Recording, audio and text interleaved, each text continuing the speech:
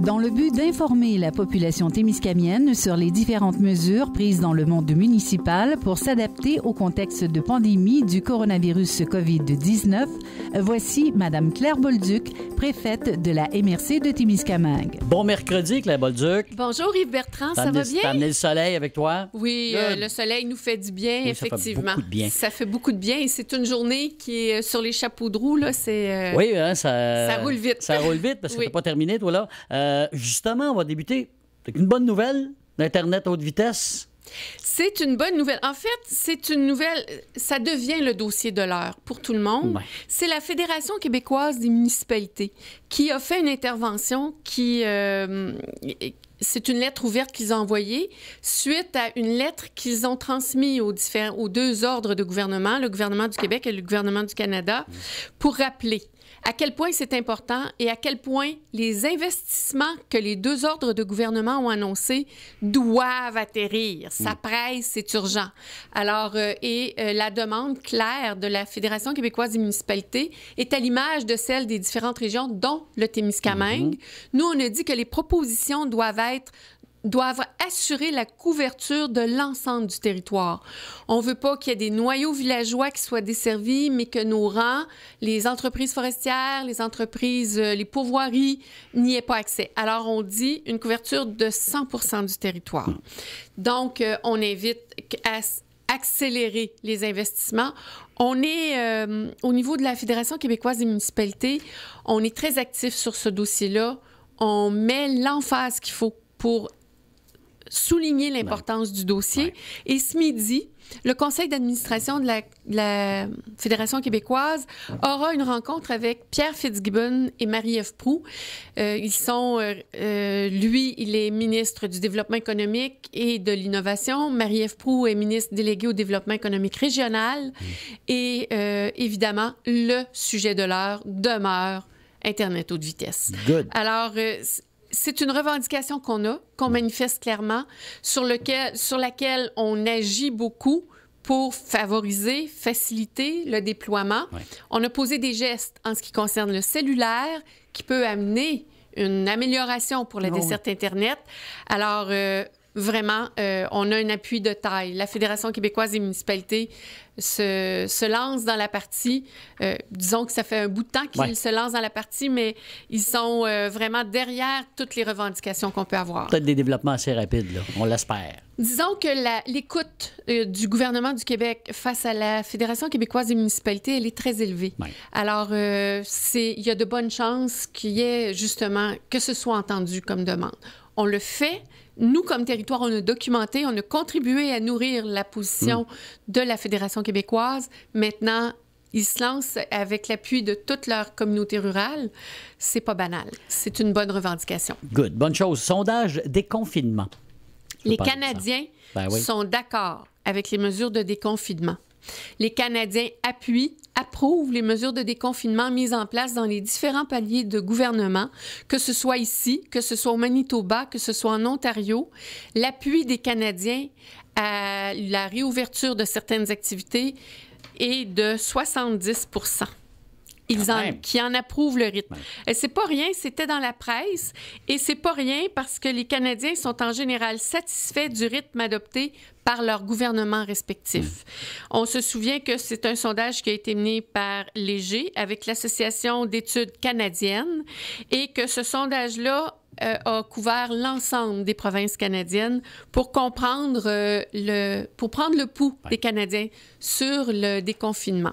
Alors, l'appréciation des Canadiens sur le déconfinement, il est à hauteur de 70 %. Et même en Ontario, c'est au Québec qui compte le plus grand cas de COVID-19 au Canada. La réouverture est appuyée à 70 %. L'inquiétude de 30 % de la population est quand même très palpable et ça touche particulièrement des inquiétudes par rapport à la région montréalaise. Absolument. Alors qu'en Ontario, les gens sont généralement très satisfaits. C'est là où il y a le deuxième plus grand nombre de cas répertoriés au pays. Oui. L'Ontario, les citoyens sont d'accord à près de 80 %, ce qui n'est pas banal non plus. Et il faut dire qu'au Manitoba, c'est la province où ils sont rendus le plus loin en ce moment dans le déconfinement. La réouverture des restaurants, des musées et des bibliothèques est déjà... c'est déjà réouvert avec accès restreint. Le nombre de personnes est restreint, mais c'est déjà réouvert. Et là, l'appui est encore très fort par rapport au gouvernement du Manitoba. Bon. Ça veut dire que les gens sont prêts à une certaine forme de déconfinement. Ils sont heureux d'aller de l'avant avec le déconfinement. Et on se souvient qu'ici, le premier ministre dit, si on ne respecte pas les règles qu'on impose, les protocoles qu'on met en place, on revient en arrière. Pas de problème avec ça. Alors, ça... Lui, il n'y a pas de problème avec ça. Nous, on va peut-être trouver ça beaucoup plus difficile. Absolument. Alors, donc, c'est pour ça, il faut écouter les conseils, c'est tout. Absolument. Alors, j'espère que tout le monde voit bien qu'on utilise abondamment les lingettes désinfectantes ici, qu'on jette dans une poubelle. Et j'espère qu'on constate la distance qui est maintenue parmi les interlocuteurs qui participent aux émissions. À chaque visite, c'est comme ça. À chaque visite. Et je peux vous dire que ça va faire presque 2 mois que je viens tous les jours. Je suis pas malade, toi non plus? Non plus. Alors, on va continue. Bien. Mais on respecte les règles. Exactement. Tout à fait. Des nouvelles en ce qui concerne les contenants consignés, Claire? L'industrie. L'industrie de la bière manque de bouteilles. Ben oui, on a pris ça ce matin à Labatt, Coors puis Sleeman. C'est ça. Il faut vraiment commencer à réfléchir à une remise en opération de la consigne. C'est une volonté qui n'a pas été ce n'était pas une directive du gouvernement, ce n'était pas une volonté manifeste du gouvernement, c'était les grands distributeurs qui ont mis fin à la récupération des contenants consignés, canettes et bouteilles. Pourquoi? Pour protéger leur personnel.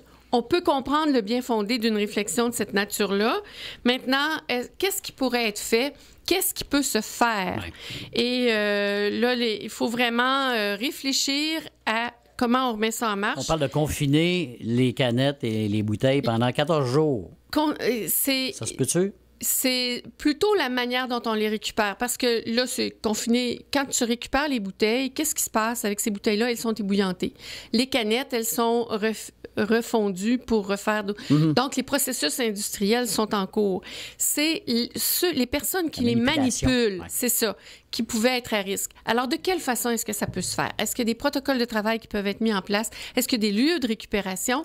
Il faut rappeler que comme citoyens ou comme consommateurs, nous, on paye cette consigne-là. On la paye aux commerçants. Absolument. Alors, de quelle manière on peut retourner les bouteilles? Et là, on le voit, c'est les industries qui en ont besoin, qui requièrent le service.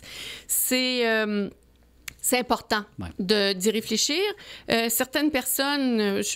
Moi, je vois chez nous, les bouteilles de vin ne sont pas consignées, ça va dans le recyclage, mais les bouteilles de bière, elles le sont. Et à certains endroits... Tout le monde a probablement une accumulation de bouteilles ou de canettes, c'est ça.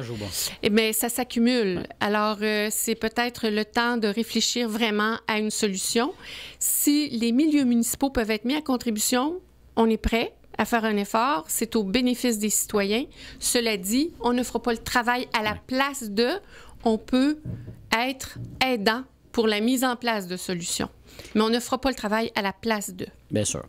Tu parles de milieu municipal inspirant aussi? Oui, les milieux municipaux inspirants, c'est encore notre carrefour Action municipale famille qui a mis en ligne pour le bénéfice des municipalités plusieurs initiatives qui ont été mises en place pour offrir de façon différente le service aux citoyens. Certaines municipalités ont vraiment lancé. Par exemple, Shawinigan a l'application Care City. C'est une application qui va sur tous les appareils mobiles, qui lance des alertes aux citoyens. Est-ce que c'est quelque chose... On s'est assuré du déploiement d'Internet haute vitesse, pas d'Internet haute vitesse, de la téléphonie cellulaire. En 2021, le projet Mobilaté qu'on mène avec le GIRAT devrait permettre une couverture très élargie de notre territoire. Donc, est-ce que c'est quelque chose qu'on pourrait envisager? Quand on veut parler à nos citoyens, quand on veut aviser d'une situation quelconque, Care City, c'est faire des alertes sur des situations dangereuses.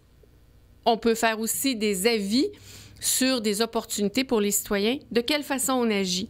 Donc, plusieurs municipalités ont mis en place des systèmes comme ça.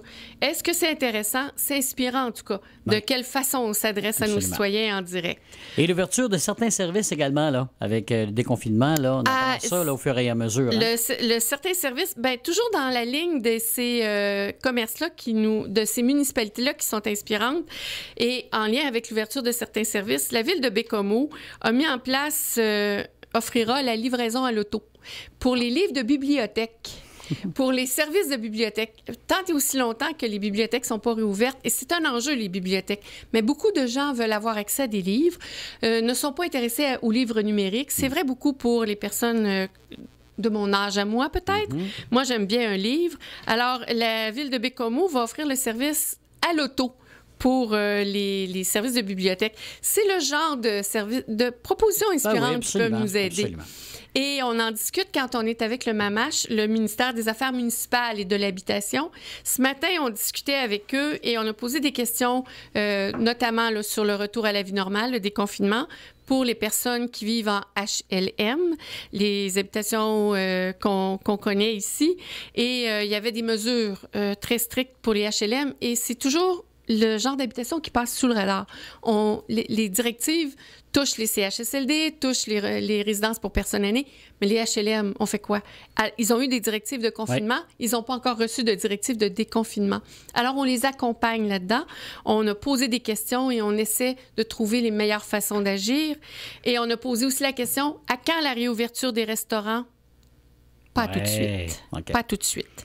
Il y en a qui ouvrent, mais avec le service donc, de livraison. C'est ça. Voilà. Et depuis le début, les restaurateurs sont invités à offrir la nourriture pour emporter. Et c'est très bien. Parce que la réouverture des restaurants, les lieux de restauration, c'est pas tout de suite. Et la réponse a été nette et claire ce matin. C'est pas maintenant que ça va se passer.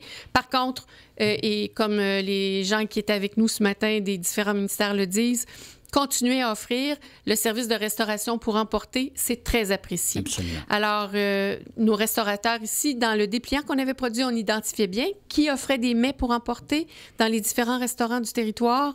Je vous invite à vous offrir un petit repas particulier. En fin de semaine, ce sera la fête des mères. Absolument. Alors, mais la réouverture des restaurants, c'est pas pour maintenant. Voilà. On a fait le tour, Claire? On a fait le tour. Ce soir, le CA se réunit. Le CA, c'est l'exécutif de la MRC. C'est pas le grand conseil. C'est le comité administratif. On se réunit sur place, les six membres du comité.